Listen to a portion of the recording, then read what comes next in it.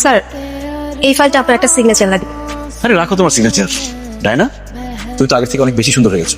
কি প্রেমে পড়েছো নাকি? স্যার যে কি বলেন, প্রেমে পড়বো কখন? সারাক্ষণ তো অফিসে কাজ নিয়ে বিজি থাকি। তার মানে তুমি কি বলতে চাও, তোমার কোনো বয়ফ্রেন্ড নেই? হ্যাঁ স্যার, আমার কোনো বয়ফ্রেন্ড নেই, আমি এখনো সিঙ্গেল। তুই তো জানো আমিও সিঙ্গেল। আচ্ছা বয়ফ্রেন্ড না থাকলে ঘুরতে যাও কিভাবে? ঘুরতেই তো যাওয়া হয় না স্যার, সারাক্ষণ এই অফিস থেকে বাসা, বাসা থেকে অফিস, এভাবেই কাটছে জীবন। এই চলো না আমরা কোথাও থেকে ঘুরে আসি, সমুদ্রে গেলে ভালো। কক্সবাজার থেকে ঘুরে এলাম, সমুদ্র সৈকত থেকে ঘুরে আসলে মনটা রিফ্রেশ হয়ে যাবে। তুমি আইফোনের কথা ভাবছো? শুধু একবার আমার সাথে কক্সবাজার চলো, আইফোন আমি তোমাকে দিব। বলে তো আমার কক্সবাজার যেতে কোনো প্রবলেম নেই, আপনি সব প্ল্যান করেন, আমি আছি। তোমার এত বড় সাহস, তুমি এই মেয়ের সাথে কক্সবাজার যাবে? আমি থাকতে তোমার এই আশা পূরণ হবে না। আচ্ছা আচ্ছা, তুমি আসলে যা ভাবছো ব্যাপারটা তা না, আমরা তো অফিসের কাজে কক্সবাজার যাবো। ঠিক আছে, তাহলে আমি তোমার এমডির কাছে যাই, গিয়ে বলি তুমি এই মেয়ের সাথে কক্সবাজারে যাচ্ছ। এরপর উনি আমাকে বুঝিয়ে বলবেন যে তোমরা কক্সবাজারে কেন যাচ্ছ। না না আশা, প্লিজ তুমি এমডি স্যারকে কিছু বলো না। এমডি স্যার যদি জানতে পারে তোমার বাবার সাথে আমি কক্সবাজার যাবো, তাহলে আমার চাকরিটা চলে যাবে। প্লিজ বলো না। আচ্ছা তুমি কিন্তু বেশি বাড়াবাড়ি করছো। তুমি চুপ করো বাবা। এই যে দেখো আমি কানে ধরছি, শোনো আমি তোমাকে কথা দিতেছি, তোমার বাবার সাথে আমি কাজ ছাড়া কোনো কথা বলবো না। আর তোমার বাবার সাথে কোথাও ঘুরতে যাওয়ার কথা ঘুরে বাবা আমি স্বপ্নেও ভাববো না। ভেরি গুড, যাও এখান থেকে। ফাইলের সিগনেচার করে রাখলাম, পরে সিগনেচার হবে। মানুষ বইয়ের অত্যাচারে অতিষ্ঠ থাকে, আমি আমার মেয়ের অত্যাচারে অতিষ্ঠ হয়ে গেলাম।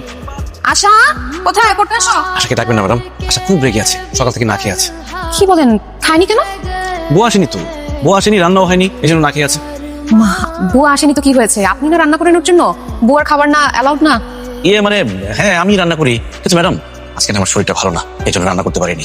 তবে ম্যাডাম আপনি যদি আমাকে রান্না একটু হেল্প করতেন, মানে রান্নাঘরে গিয়ে আমার সাথে থাকতেন, তাহলে আমি রান্নাটা করতে পারতাম। আমি দুজনে মিলেমিশে রান্না করলাম, তারপর আমরা সবাই মিলে খেলাম, মানে একটা পিকনিক ভাব হয়ে গেল। দেখেন আমি এখানে স্টুডেন্ট পড়াতে আসছি, পিকনিক করতে আসি নাই। আমি আপনাকে কোনো হেল্প করতে পারবো না, আপনি কিছু মনে করবেন না প্লিজ। আরে মা, মরা মেয়েটা আমার না খেতে খেতে অসুস্থ হয়ে যাবে, তাকে কে দেখবে? আমি তো সারাদিন অফিসেই থাকি। ও আচ্ছা আপনি মন খারাপ করবেন না। আচ্ছা ঠিক আছে, আমি আপনাকে রান্নায় হেল্প করছি, চলেন। না না মিস, বাবার সাথে কিচেনে যাবেন না, বাবা তোমার হাত ধরবে। কি?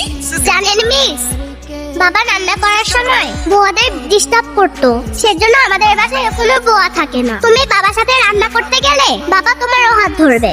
কত বড় মিথ্যাবাদী দেখছেন ম্যাডাম, আমাকে দেখলে কি আপনার এরকম মনে হয়? আই চুপ করেন আপনি, বাচ্চারা কখনো মিথ্যা কথা বলে না। ছি, ছি, আমি আপনার মেয়ের টিচার, আমি আপনি এসব ভাবেন? ছি। আচ্ছা চলো পড়তে চলো। ম্যাডামকে রান্নাঘর পর্যন্ত নিয়ে যেতে পারলে রান্না করতে করতে ম্যাডামকে পড়াই ফেলতে পারতাম। এই মেয়েটার জন্য কিছুই হলো না।